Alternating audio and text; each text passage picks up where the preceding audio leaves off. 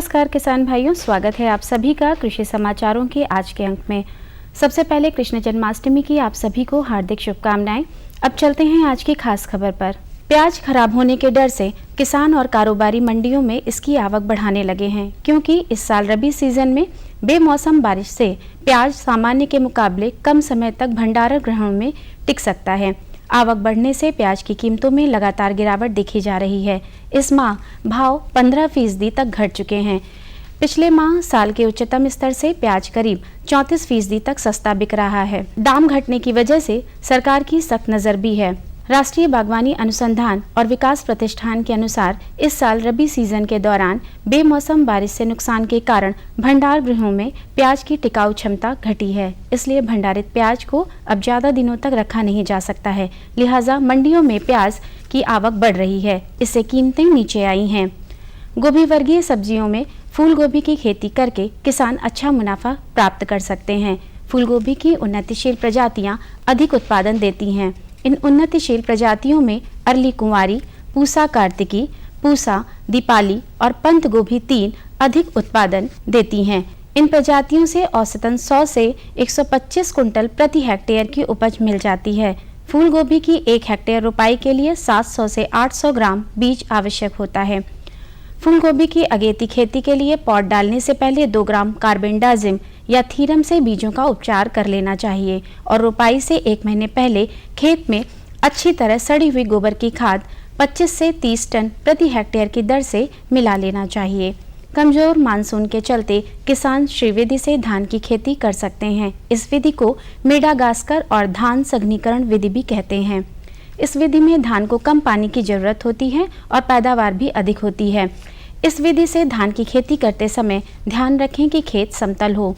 पौध रोपने के 12 से 24 घंटे पहले खेत की तैयारी करके 1 से 3 सेंटीमीटर से ज़्यादा पानी खेत में ना रखें। इस विधि में धान की 15 दिनों की पौध की रोपाई कर दी जाती है और पौधे से पौधे की दूरी 10 गुणा 10 इंच रखी जाती है। इसके लिए खेत में पहले से निशान बना लेना फायदेमंद होता है। इस विधि से रोपी गई फसल में कल्ले ज़्यादा निकलते हैं, जिससे अधिक पैदावार मिलती है। अब किसान मूंग की फसल महज 55 दिनों में ही काट सकेंगे। मूंग की फसल पकने का 70 दिन इंतजार करना पड़ता है। भारतीय दलहन अनुसंधान संस्थान कानपुर के वैज्ञानिकों ने मूंग की 2 ऐसी प्रजातियां विकसित की हैं जो 25 दिन कम समय में पककर तैयार हो जाती हैं। वैज्ञानिकों ने मूंग के बीज की IPM 409-4 और IPM 205-7 नाम की 2 प्रजातियां विकसित की हैं। इन प्रजातियों के दाने हरे और मध्यम आकार के और काफी चमकदार होते हैं। मूंग के इन नए बीजों को बोकर किसान 12 से 13 कुंतल प्रति हेक्टेयर का उत्पादन प्राप्त कर सकते हैं। केंद्रीय सरकार द्वारा संचालित राष्ट्रीय गोकुल मिशन दुधारू पशुओं और डेयरी विकास में राष्ट्रीय कार्यक्रम के तहत एक विशेष परियोजना है, जिसके लिए 12वीं पंचवर्षीय योजना के तहत 500 करोड़ रुपए खर्च करके भारतीय नस्ल के पशुओं का नस्ल संरक्षण और विकास का लक्ष्य रखा गया है। चालू वित्त वर्ष में इस पर 150 करोड़ रुपए खर्च किए जाएंगे। नस्ल संरक्षण और विकास पर चर्चा के लिए आगामी 16 सितंबर को विभिन्न सूबों के पशुपालन विभाग के मंत्रियों की बैठक भी बुलाई गई है। इस बैठक में परियोजना के तहत गिर, साहिवाल, राठी और देवनी जैसी तमाम देशी नस्लों के पशुओं के आनुवंशिक स्वरूप को उन्नत करने और इनके वंश की वृद्धि करने के प्रबंध किए जाएंगे।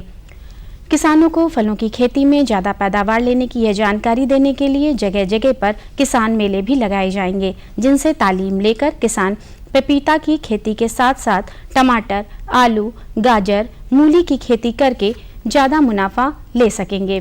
प्रदेश के मैनपुरी जनपद में औद्योगिक मिशन योजना के तहत 5 हेक्टेयर में पपीता की खेती किसानों के खेतों में प्रदर्शन के रूप में कराई जाएगी।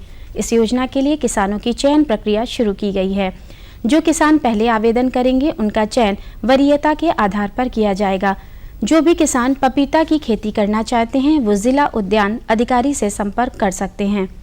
उत्तर प्रदेश में गन्ना किसानों द्वारा आज भी गन्ने की खेती पारंपरिक विधि से की जाती है। इसमें गन्ने के टुकड़ों को काटकर खेत में बोया जाता है, जबकि महाराष्ट्र, तमिलनाडु और पंजाब में टिश्यू कल्चर विधि से गन्ने की पौध तैयार की जाती है। इससे किसानों की लागत में कमी आती है और इसी तर्ज पर अब उत्तर प्रदेश में भी टिश्यू कल्चर विधि से गन्ने की पौध तैयार की जाएगी। अभी तक प्रदेश में एक गन्ने से 10 पौधे ही तैयार हो पाते थे, लेकिन अब टिश्यू कल्चर विधि से एक गन्ने से 1 लाख पौधे तैयार होंगे। उत्तर प्रदेश के शाहजहांपुर के गन्ना शोध संस्थान में इस विधि से गन्ने की पौध बनाने की शुरुआत की गई है। प्रयोग के सफल रहने से कुशीनगर स्थित गन्ना शोध केंद्र में भी टिश्यू कल्चर विधि से पौध तैयार करने का काम शुरू कर दिया जाएगा। इन शोध केंद्रों पर बड़े पैमाने पर पौध तैयार करने से सीधा लाभ किसानों को मिलेगा। भारतीय स्टेट बैंक अब अपने खाता धारकों को कृषि क्षेत्र के बारे में मोबाइल पर सूचना देगा। ये सूचना मामूली लागत पर उपलब्ध होंगी। भारतीय स्टेट बैंक के अनुसार ये सूचना 9 भाषाओं में होगी, जिनको SMS के जरिए मोबाइल पर भेजा जाएगा। इसमें मौसम की ताज़ा जानकारी, खेती के काम में आने वाले सामान के दाम, फसलों में लगने वाली बीमारियां और सरकारी योजनाओं आदि की जानकारियां शामिल हैं। नेशनल डेयरी डेवलपमेंट बोर्ड अब अच्छी नस्ल वाली गाय भैंसों की पहचान करेगा, जिसके लिए अच्छी नस्ल के पशुओं के फील्ड परफॉर्मेंस रिकॉर्डिंग की एक तकनीक तैयार की गई है। इसके तहत अब पशुओं की जानकारी ऑनलाइन रहेगी। इसके लिए पशुओं की अच्छी नस्ल को एक टैग नंबर दिया जाएगा। इस टैग नंबर को क्लिक करने पर उस पशु की वंशावली, दूध देने की क्षमता और उसकी सेहत के बारे में जानकारी ली जा सकेगी। नेशनल डेयरी डेवलपमेंट बोर्ड ने गाय भैंसों की प्रजाति के मुताबिक मानक तय किए हैं। इस योजना के पहले चरण में 1 लाख पशुओं को टैग नंबर दिए जाएंगे। भारतीय कृषि अनुसंधान संस्थान के वैज्ञानिकों ने कहा है कि बारिश कम होने की वजह से किसानों को घबराने की कोई जरूरत नहीं है, क्योंकि धान की अनेक ऐसी प्रजातियां हैं जो कम पानी में भी अच्छा उत्पादन देती हैं। इसके लिए धान की पूसा सुगंध, पूसा 1612, पूसा 1610, पूसा बासमती 1509 जैसी प्रजातियों का चुनाव किया जा सकता है। धान की ये किस्में 4 महीने में पककर तैयार हो जाती हैं। वैज्ञानिकों के अनुसार अभी किसानों के पास सूखे से बचने के लिए दूसरे विकल्प भी हैं, जिसमें खेत में धान की सीधी बुवाई की जा सकती है। किसान गेहूं की तरह धान का बीज भी खेतों में सीधे बो सकते हैं। इस तकनीक में धान के बीज की नर्सरी बनाने की भी जरूरत नहीं होती है। वातावरण में नमी की उपस्थिति रहने के कारण धान की फसल पर कीटों के प्रकोप हो सकते हैं, इसलिए किसान कीटनाशकों का प्रयोग कर धान की सुरक्षा पक्की करें। धान की फसल को फुदकों से बचाने के लिए मोनोक्रोटोफॉस 1 लीटर का 1000 लीटर पानी में घोल बनाकर प्रति हेक्टेयर की दर से छिड़काव करें और गंधी कीट से नियंत्रण के लिए 5% मैलाथियान चूर्ण को 25 से 30 किलोग्राम प्रति हेक्टेयर या लिंडेन 1.3% धूल को 20 से 30 किलोग्राम प्रति हेक्टेयर का बुरकाव करें। शरतकालीन गन्ने को गिरने से बचाने के लिए त्रिकोण विधि से गन्ने की बंधाई करें। आलू की अधिक पैदावार लेने के लिए अगेती किस्मों जैसे कुफरी चंद्रमुखी और कुफरी बहार की बुवाई उचित नमी की दशा में करें। अरहर की देर से पकने वाली किस्मों जैसे बहार और PDA 11 की बुवाई मेड़ों पर जल्द से जल्द कर दें। तो किसान भाइयों, ये थे आज के अंक के कृषि समाचार। अगले अंक में फिर आपसे मुलाकात होगी। नमस्कार। और बताओ बस। अरे ये क्या भैया जी, बस इतनी सी रासायनिक खाद? किसानी छोड़ रहे हो क्या? किसानी नहीं, नादानी छोड़ रहे हैं। मिट्टी की जांच कराई है।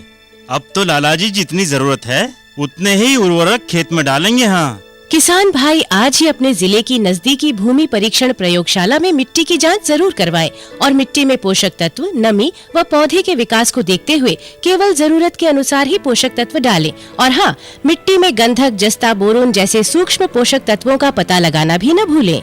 उर्वरक और जैविक खाद के सही उपयोग से भूमि का उपजाऊपन बनाए रखें, उत्पादकता बढ़ाएं, खर्चा घटाएं और बहुमूल्य विदेशी मुद्रा बचाने में भी सहयोग दें। और हाँ, धीमी गति से नाइट्रोजन उपलब्ध कराने वाले उर्वरकों जैसे नीम लेपित यूरिया को प्राथमिकता दें और यूरिया का पत्तों पर छिड़काव करें। अरे वाह, तू तो सचमुच समझदार हो गया रे। अधिक जानकारी के लिए संपर्क करें जिला कृषि अधिकारी या किसान कॉल सेंटर।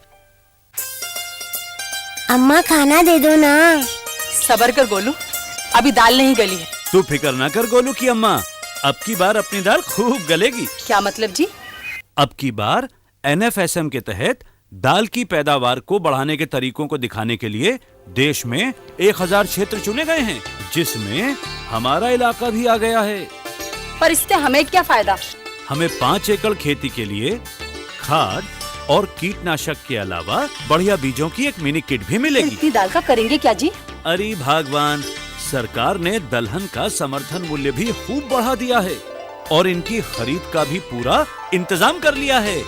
इससे आमदनी बढ़ेगी और फिर हमारा गोलू अच्छे स्कूल में जा करके कृषि वैज्ञानिक बनेगा। हाँ श्यामू भैया, सरकार कह रही है पूर्वी भारत में भी दूसरी हरित क्रांति आएगी। अरे ये तो पंजाब और हरियाणा में हुआ था, यहाँ तो अनाज की पैदावार अब भी कम है। सरकार की बातों में कुछ तो दम होगा। आखिर यहाँ बारिश 3 गुना होती है। चलो वैज्ञानिक का नंबर मिलाते हैं। अरे वाह, आ गए। नमस्ते सरपंच जी। हाँ भाई, उपजाऊ जमीन की कीमत को पहचानो। जरूरत है सिर्फ सही किस्म और तकनीक अपनाने की। पूर्वी भारत में सरकार कम गहरे नलकूप और बोरवेल के निर्माण के लिए सहायता दे रही है। लेकिन सरकार से और मिलेगा क्या? भरपूर मदद, जमीन की तैयारी से लेकर फसल की कटाई तक तकनीकी सलाह। 1000 हेक्टेयर के सैकड़ों क्षेत्रों में चावल और गेहूं के खास प्रदर्शन भी चल रहे हैं। अरे वाह, फिर तो हमारे खेत भी लहला उठेंगे। क्या ये सपना सच होगा? हाँ जरूर, पूर्वी भारत अब हरित क्रांति का अग्रदूत होगा। आओ हम सब मिलकर कदम बढ़ाएं।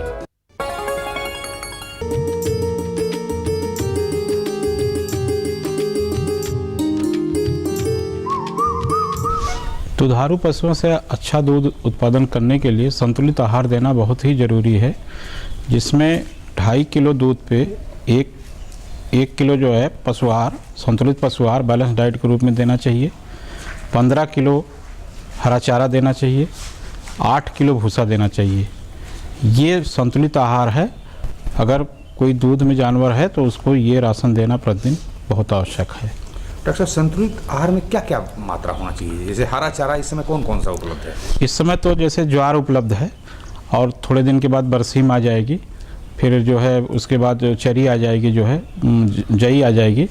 हर मौसम में मौसम के अनुसार जो है चारे का जो उत्पादन होता है मौसम के अनुसार ही दिया जाता है। जो जिस मौसम का चारा होता है वही उस मौसम में दिया जाता है। किस तरह से संतुलित आहार कैसे बनाते हैं? संतुलित आहार बनाने का तरीका यही है कि जैसे एक दुधारू जानवर है, मान लीजिए उसका 5 किलो दूध है, तो 1 किलो दूध पे 2.5 किलो हम 2.5 किलो दूध पे 1 किलो जो है राशन देते हैं और 15 किलो जो है हरा चारा देते हैं और 8 किलो भूसा देते हैं। ये है पूरा आहार उसका। और मेंटेनेंस राशन के रूप में 1 किलो हम उसके शरीर भार के लिए देते हैं। ये संतुलित आहार है। डॉक्टर साहब, संतुलित आहार क्या बाजार में भी उपलब्ध है? संतुलित आहार बाजार में उपलब्ध है। जैसे हमारे यहाँ चगनरिया फार्म पे जो है एग्रो का आता है, दूध राशन करके आता है, वो हम अपने साहिवाल गायों को देते हैं। क्या क्या होता है जो संतुलित आहार होता है? संतुलित आहार में प्रोटीन होता है, फैट होता है, मिनरल मिक्सचर होता है, कार्बोहाइड्रेट होता है। एक मतलब संतुलित मात्रा में होता है, उस तरह से ही मैन्युफैक्चरिंग होती है और कंपनियां भी उसी हिसाब से बनाती हैं। जो संतुलित आहार का जो डाटा है उसके हिसाब से जो है हमको प्राप्त होता है। हमारे पशुपालक भाई हरे चारे के लिए उत्पादन करना चाहते हैं, उनको क्या करना चाहिए? किसान भाइयों को या पशुपालक को हरे चारे के उत्पादन के लिए जो समय के अनुसार खरीफ रबी जायद के जो चारा बीज है उसी के अनुसार उत्पादन करना चाहिए। और ये आवश्यक है, अगर वो दुधारू पशु रखते हैं तो उसके साथ साथ ये भी ज़रूरी है कि उन्हें हरे चारे का उत्पादन भी करना चाहिए। ये समयानुसार ही होता है। जो डॉक्टर साहब, हरा चारा हमने खेत से काटा, लाने के बाद कितने दिन तक हम रख सकते हैं? कैसे उसको खिला सकते हैं? क्या हरा चारे के एक तो सबसे बड़ी चीज़ ये है कि जैसे हरा चारा आता है तो अगर हरा चारा खिलाना है तो उसकी सेम डे जो है कटाई और सेम डे जो है मशीन में कटाई हो जानी चाहिए जानवर को उपलब्ध कराने के लिए।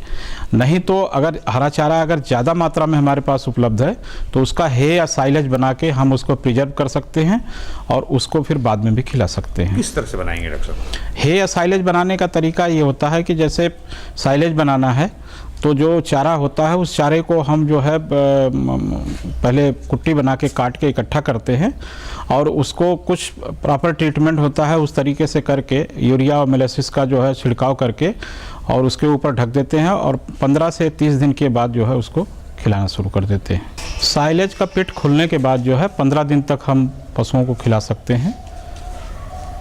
ये इसका जो है साधारण तरीका है। डॉक्टर साहब, बताया आपने हे, जी वो कैसे बनाया जाता है? हे जो हम बनाते हैं जब हमारे पास ज़्यादा मात्रा में बरसीम और जई हो जाती है चारे में तो उसका हे बनाते हैं और उसको भी इसी तरीके से बनाते हैं और उसको भी 15 दिन में खोलते हैं और 15 दिन तक खिलाते हैं। डॉक्टर साहब, अगर मान लीजिए कि हरा चारा हमारे पास ज़्यादा उपलब्ध हो जाए तो क्या हम लगातार हरा चारा खिला सकते हैं? नहीं, हरा चारा हम लगातार तो खिला सकते हैं, लेकिन एक संतुलित मात्रा में ही खिला सकते हैं।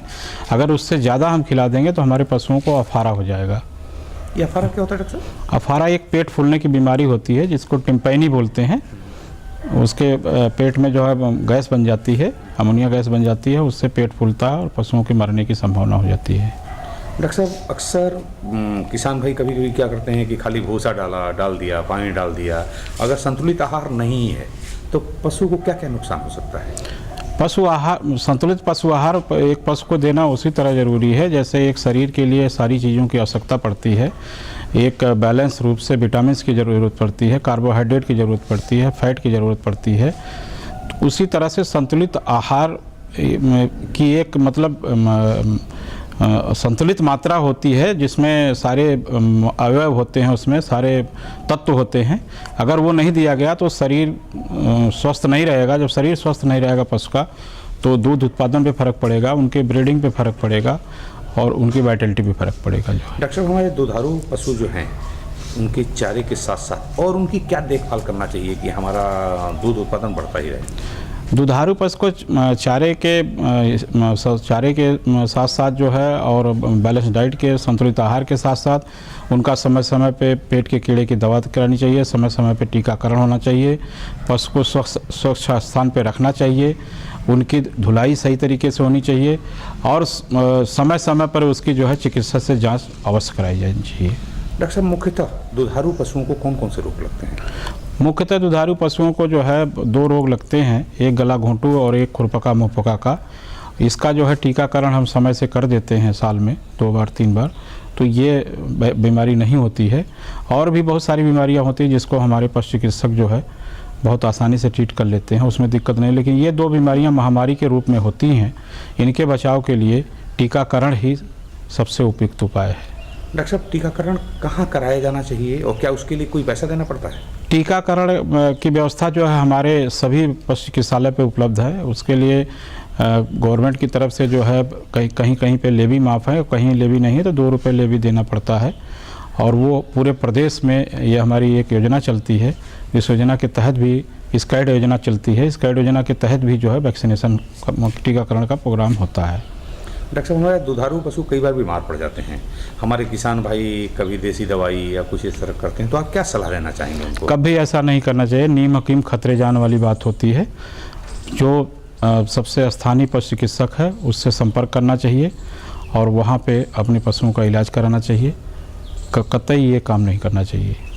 डॉक्टर साहब, इस समय तो जई और वसीम का समय चल रहा है, ये कब तक चलेगा? जई और बरसीम बिल्कुल तैयार होने वाली है। ये दिसंबर के लास्ट वीक से इसका ये हरा चारा आना शुरू हो जाएगा और यही एक ऐसा मौसम होता है जब पशुओं को बहुत अच्छा हरा चारा मिलता है और बड़ा ही पौष्टिक और स्वादिष्ट भी होता है। और हमारे पशु इसमें आप देखेंगे ठंड के दिनों में जो है काफ़ी स्वस्थ नज़र आते हैं। बरसात के दिनों में थोड़ी दिक्कत होती है, थोड़ा बीमारियों की परेशानी रहती है, थोड़ा चारे की भी दिक्कत हो जाती है, लेकिन ये मौसम बड़ा हेल्दी मौसम होता है और इसमें हर तरह के जो है चारे की व्यवस्था रहती है और बरसीम हमारे पास भरपूर मात्रा में हो जाती है। हरे चारे की कोई कमी नहीं होती। डॉक्टर साहब, अभी आपने खुरपका की बात की हम लोगों ने। खुरपका जो रोग है उसके लिए क्या हमें अपने गौशाला में भी उसके लिए कोई विशेष व्यवस्था करना चाहिए कि खुरपका और मुंहपका ना हो? बिल्कुल, गौशाला में तो बिल्कुल व्यवस्था करनी चाहिए। पहली चीज़ तो गौशाला के पशुओं को बाहर नहीं जाने देना चाहिए। दूसरा, समय से साल में उनका 2 बार टीकाकरण अवश्य करा लेना चाहिए, बच्चों का अलग और बड़ों का अलग जो है। अगर ये टीकाकरण सही समय पे हो जाता है तो निश्चित रूप से इस बीमारी से निजात मिल जाती है। डॉक्टर साहब, हमारे किसान भाई को एक बार फिर बता दीजिए कि कितना दूध पर किस तरह का संतुलित आहार देना चाहिए? 2.5 किलो दूध पे 1 किलो संतुलित आहार देना चाहिए और 1 किलो उसके शरीर भार के लिए देना चाहिए, जो संतुलित आहार है जी, जिसमें सारी चीज़ें मैंने जो आपको बताया पीछे, जिसमें सारी चीज़ें विद्यमान हों प्रॉपर मात्रा में, एक निश्चित मात्रा में, वो संतुलित आहार की परिभाषा में आता है। और वो 2.5 किलो गाय के दूध में 2.5 किलो दूध पे 1 किलो जो है संतुलित आहार और शरीर भार के लिए 1 किलो जो है देना चाहिए। अगर जानवर जो है गाभिन है बच्चा देने वाला है, प्रेग्नेंट है, तो उसको जो है 1400 ग्राम देना चाहिए और 1 किलो जो है उसके बच्चे के लिए देना चाहिए।